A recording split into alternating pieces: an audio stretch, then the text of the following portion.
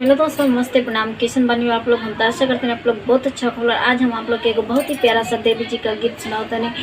आप लोग के कैसा लगी कमेंट करो लो, और हमारे चैनल पे नया बनी लो तो प्लीज चैनल के सब्सक्राइब करो लो, वीडियो पसंद आई तो लाइक करो लो और प्लीज सपोर्ट करी लो। आप लोग के सहारे से होता नहीं। हमारी रजिया भुलाई गई हो शेरा वाली मैया, हमारी रजिया भुलाई गई हो शेरा वाली मैया। पूजा पाठ हमें कुछ न आवे, पूजा पाठ हम कुछ न आवे, लेके कपूर हम आरती दिखावे, लेके कपूर हम आरती दिखावे।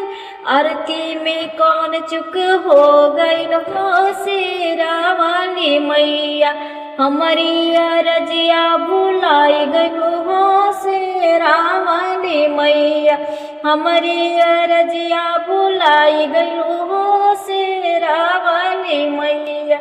मेवा मिश्री लेके भोगवा लगाई, मेवा मलाई लेके भोगवा लगाई, भोगवा में कौन चुक हो गए हो शेरा वाली मैया, हमारी रजिया भुलाई गई हो शेरा वाली मैया।